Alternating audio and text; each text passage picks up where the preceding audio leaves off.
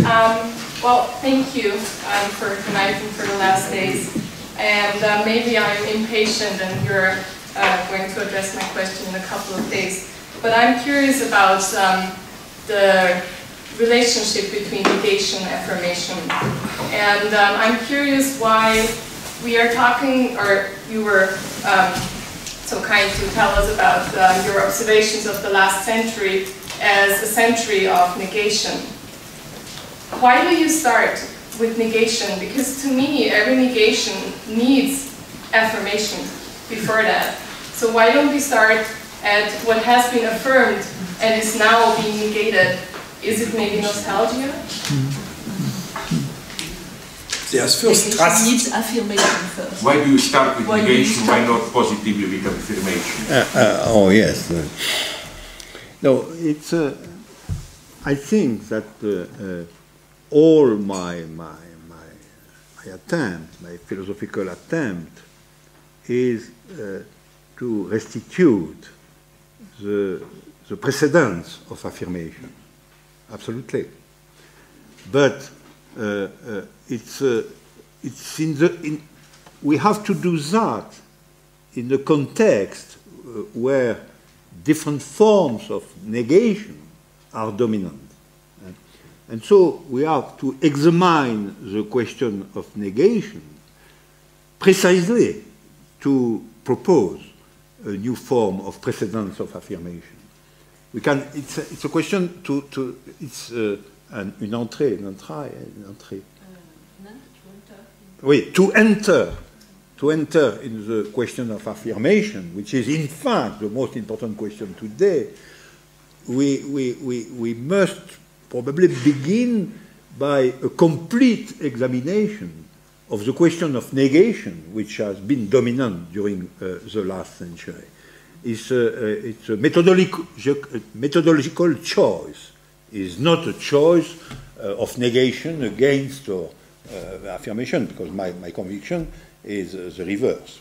That truth, eternity, and so on are my goal, and not at all critique and negation. So at the end of the week, maybe we have an affirmation. But your three forms of logic, still not really clear who's a bad guy and who's a good guy. You know, is the classical logic, which is very possible in your case, actually the one who allows affirmation in its strongest form? And is the last one, this kind of postmodern half logic, the one in which we cannot have affirmation because it's too weak really to bring up anything? Is that your position? Yeah, yes, my position is a complex one on this point, and it is why I must explain, discuss all that.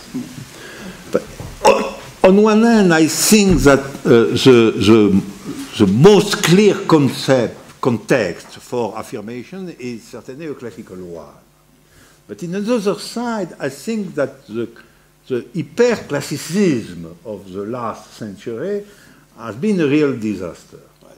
And it is why today the universal proposition is in fact under a paraconsistent contradiction to propose indefinite intuitionistic logic without any clear choice, with the idea that all things are equivalent to all things, which is the fundamental idea of the big market, because finally the true existence is the existence of the money, and the money is by definition intuitionistic, because the money is circulation as such.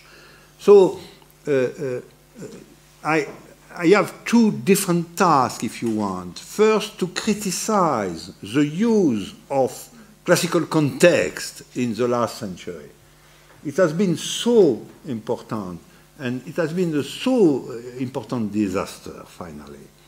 You know, the practice to say, if you are not with me, you are absolutely against me, which is the paroxystic classicism, which is really the total destruction of the third way, the third possible way, has been so blooded, finally, that we cannot say today,